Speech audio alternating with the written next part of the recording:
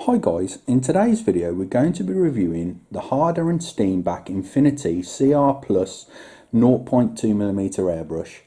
But first of all I want to say a huge thank you to graphicair.co.uk who sent me the airbrush out for review. If you check the description box I'll put a direct link to their web store down below and you can go and check out more information about this airbrush. Okay, let's start the unboxing. Okay, so let's take the Infinity out of the box.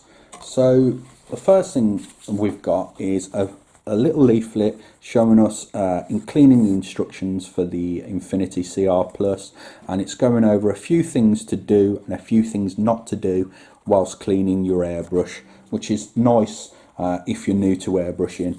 It also comes with a really nice handy colour guide, which I think is probably the best guide I've seen that comes free with an airbrush. It's really intuitive and simple to follow this guide, and again it's not going to tell you everything, but it is going to go over some of the key basics to owning and using an airbrush. Okay, now as we can see here it comes in a really nice box.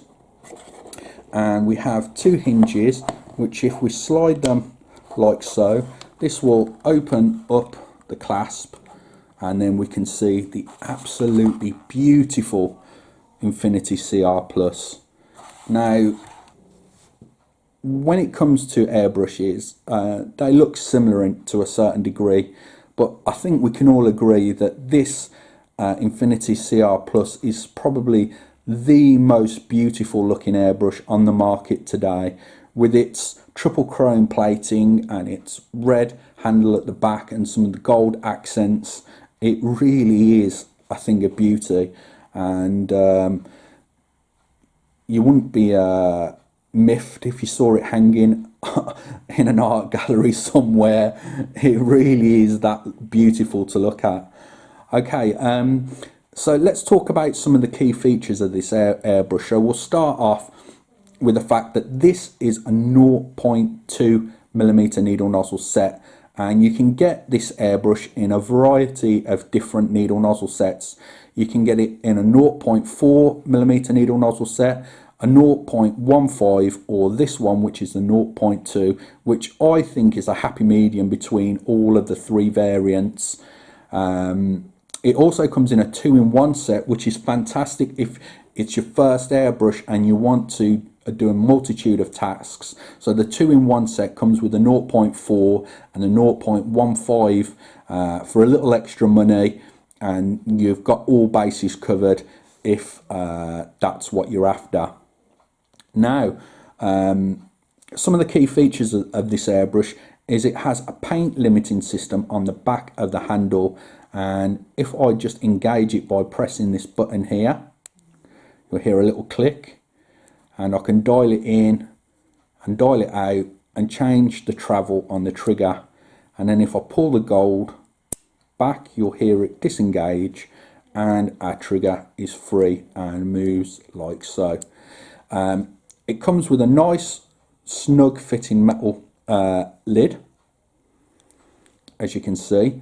The cut is removable, which I'll just remove like so, and you can see it has PTFE solvent proof packing seals, which is brilliant if you want to use harsher liquids like enamels and lacquers and that sort of thing. Just screw this on. Always difficult doing anything on camera, guys, when you got a camera in front of you. Whoops.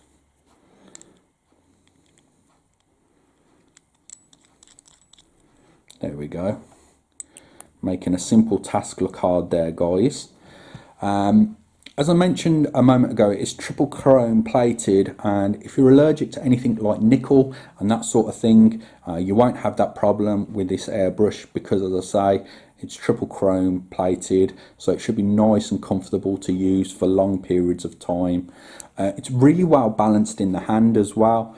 It's got a nice weight to it, and the airbrush trigger has got a really nice threaded grip to it, so when you're actually using the trigger it feels really nice. You've got free access to just pull that back out again. You've got free access to the chucking nut at the back, so you can use your finger to free up debris if you have it. You've also got access to the trigger tension guide, and you can actually dial that in and dial it out to change the tension on the trigger, which is a nice feature to have. Now, I'll just place the airbrush down for a moment and I can show you some miniatures that I've painted using this Harder and Steenbeck Infinity CR Plus 0.2mm airbrush, and you can see that I've painted 2 or 3 different types of green onto the goblin, and then I've airbrushed some orange and some red to get some sore looking areas on the bellies of the goblins, and I was able to do it absolutely effortlessly with this airbrush, as it is such an ultra fine needle nozzle set.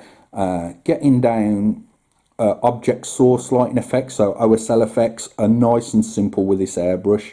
Getting down smooth colour blends on tiny little 28mm miniatures is again effortless with this airbrush.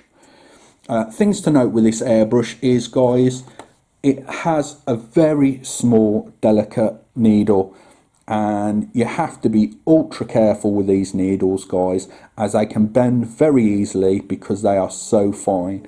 So always make sure you're using the 2-prong cap, and when you're taking the airbrush out to clean it, the needle to clean it, be extra careful with this set. Now, you can pick this airbrush up for about £175 from graphicair.co.uk, and for the fact that you're getting that paint limiting system on the back, the triple chrome plating, it's an ultra fine airbrush. This has got to be one of the best airbrushes on the market, and you all know how much I love Iwatas, guys, and they are wonderful airbrushes, guys. But this, for the price point and what you're getting, is absolutely extraordinary value for money, considering an Iwata custom micron will set you back the best part of £400. So this is about half that price.